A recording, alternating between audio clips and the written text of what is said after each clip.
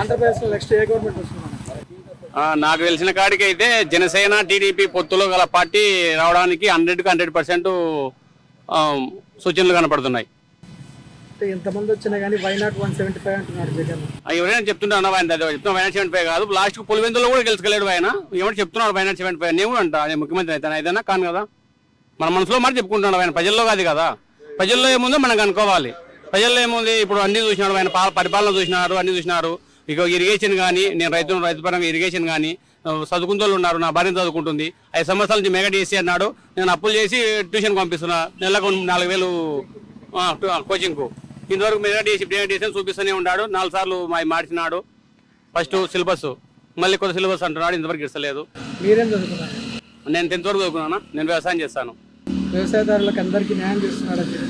ఏం అది అన్నాడు. 1 సంవత్సరం 7 అయితే మాకు ఇక్కడ సిద్ధార్థ చెరువు అని లిఫ్ట్ ఇరిగేషన్ ఉంది, అక్కడ నుంచి ఇక్కడికి మాకు కనీసం 23 ఎకరాలు సెకండ్ కార్కు నీళ్ళు అంది పండుతున్నానే.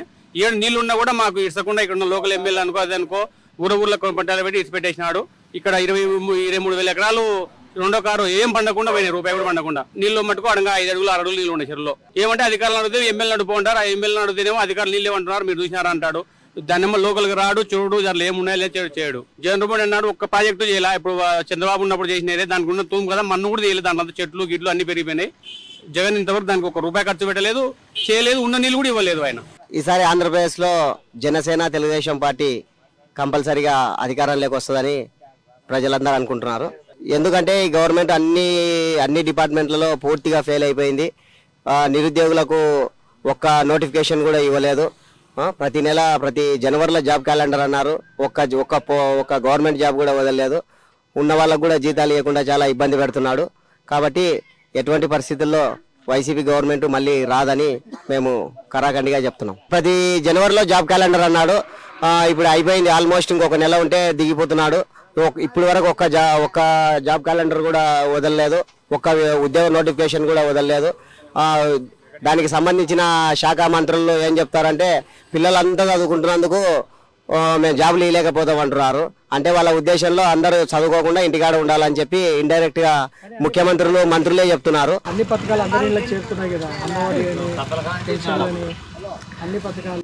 అవును, అమ్మఒడి అంటే ఇప్పటికి 3 విడతలు ఇచ్చాడు. అమ్మఒడి 12,000 అంటే 36,000 ఇచ్చాడు. ప్రతిరోజు మనం ప్రతిరోజు వాడుకునే నిత్యావసర వస్తువులు దాదాపు చాలా మటుకు 30 నుంచి 40% హైక్ అయినాయి. కొన్ని ఐటమ్స్ దాదాపు 100 నుంచి 200% హైక్ అయిపోయినాయి. వాళ్ళు ఇచ్చింది 36,000 అయితే మా దగ్గర నుంచి ఆ నిత్యావసర వస్తువుల ద్వారా సంవత్సరానికి 40,000 తీసుకుంటున్నాడు. ఇలా 4 సంవత్సరాల్లో మాకు ఇచ్చింది 36,000 అయితే సంవత్సరానికి 40,000 రూపాయలు మేము ఎక్కువ కడుతున్నాము. ఇంత ముందుకు విద్యుత్ బిల్లులు 150 నుంచి 180 రూపాయలు వచ్చేది. ఇప్పుడు ఏ ఇంటికి తీసుకున్నా 400 నుంచి 600, 1000, 2000, 3000, ఒక్కో ఇంటికి 20,000 రూపాయలు కూడా వస్తుంది. దీన్ని పోయి అడిగితే మీరు వాడుకున్నారు, మీరు కట్టాల్సిందే అంటున్నారు.